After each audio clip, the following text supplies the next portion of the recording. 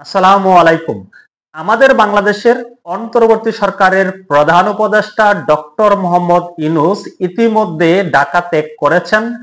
তিনি রোমের পথে যাত্রা করছেন। ডক্টর ইউনূস ইতালির রাজধানী রোমে বিশ্ব খাদ্য কর্মসূচির অনুষ্ঠানে অংশগ্রহণ করবেন। তিনি সেখানে বক্তব্য দেবেন। এই নিয়ে নানান গুঞ্জন শুরু হয়েছে। কেউ কেউ উল্লেখ করছেন ডক্টর ইউনূসের এই সফরের পিছনে তার ব্যক্তিগত বেশ কিছু উদ্দেশ্য রয়েছে।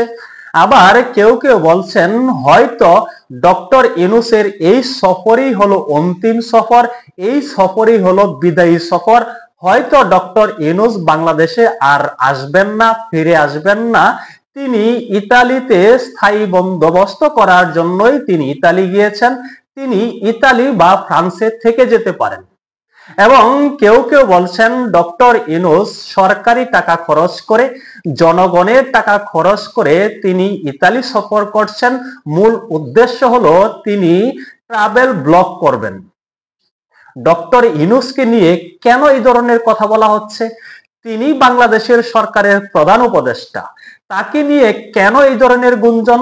কেন এভাবে তাকে অপমান অপদস্থ করে কথা বলা হচ্ছে? তার পিছনে অনেকেই বলছেন অনেক রকম যুক্তি কারণ রয়েছে। ডক্টর ইউনূস যে সকল সফর করেছেন অন্তর্বর্তী সরকারের প্রধান উপদেষ্টা হওয়ার পর, প্রত্যেকটি সফরে তিনি অতিরিক্ত টাকা পয়সা খরচ করেছেন।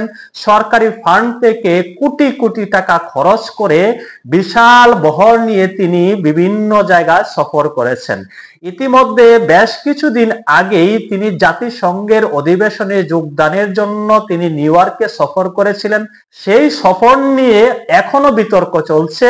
তিনি যেভাবে তার এনজিও সরকার নিয়ে, এনজিও কর্মীদেরকে নিয়ে জাতিসংঘ সফর করেছেন এবং বিভিন্ন রাজনৈতিক দলের ব্যক্তিদেরকে নিয়ে যেভাবে সফর করেছেন, অনেকে বলছেন এটি অতিরঞ্জিত।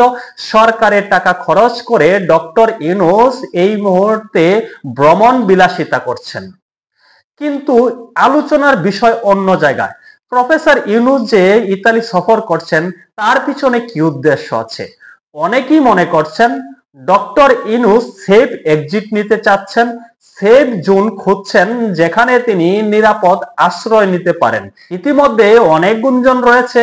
অনেকে বলছেন ডক্টর ইউনূস ইতিমধ্যে সারা বিশ্বের বিভিন্ন দেশের দ্বারস্থ হয়েছেন তাকে নিরাপদ আশ্রয় দেওয়ার জন্য, কিন্তু কোন রাষ্ট্র এখন অব্দি পর্যন্ত তাকে গ্রিন সিগন্যাল দেয়নি। তাই এই মুহূর্তে তিনি ইতালির দ্বারস্থ হয়েছেন এবং ফ্রান্সের দ্বারস্থ হয়েছেন।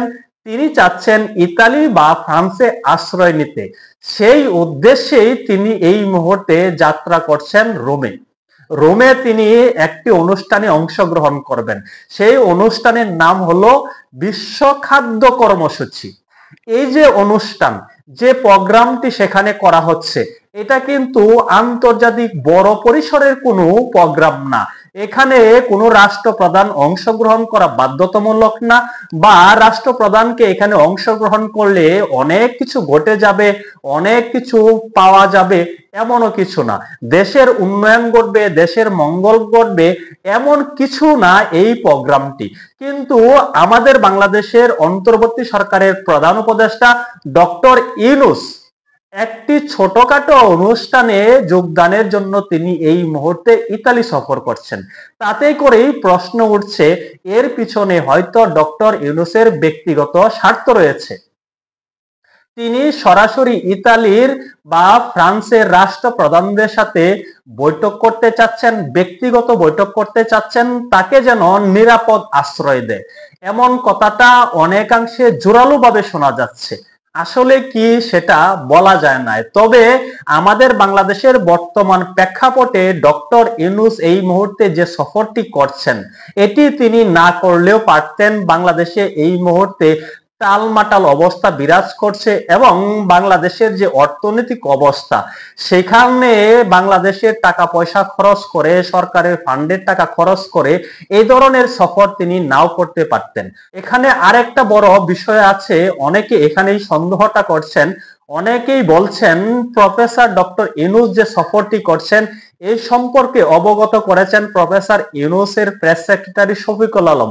তিনি জানিয়েছেন ডক্টর ইউনূস রোম সফর করছেন, কিন্তু তিনি কবে নাগাদ ফিরে আসবেন, কয়দিনের সফরে গিয়েছেন, বিস্তারিত কোনো কিছু তিনি জাতির সামনে উল্লেখ করলেন না, তিনি তার প্রেস বিজ্ঞপ্তিতে প্রকাশ করলেন না।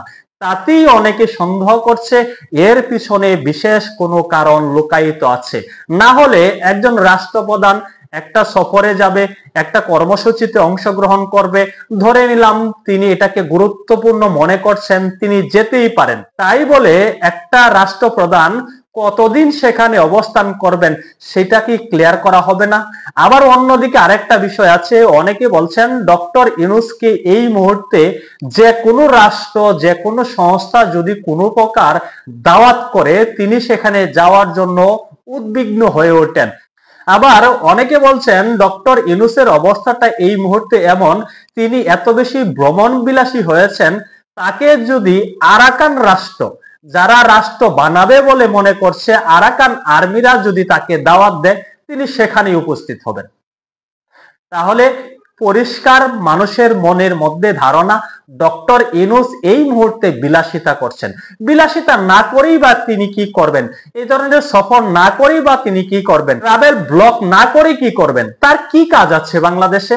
তিনি তো এই অন্তর্বর্তী সরকারকে চালাচ্ছেন না, এই অন্তর্বর্তী সরকারকে তো ছায়া শক্তি চালাচ্ছে, একটা বিশেষ মতাদর্শ চালাচ্ছে। এখানে শুধুমাত্র সামনে দাঁড় করিয়ে রাখা হয়েছে প্রফেসর ডক্টর ইউনূসকে। প্রফেসর ডক্টর ইউনূসের এদেশে তেমন অর্থে কোনো কাজেই নাই, শুধু তার ইমেজটাকে কাজে লাগানো হচ্ছে।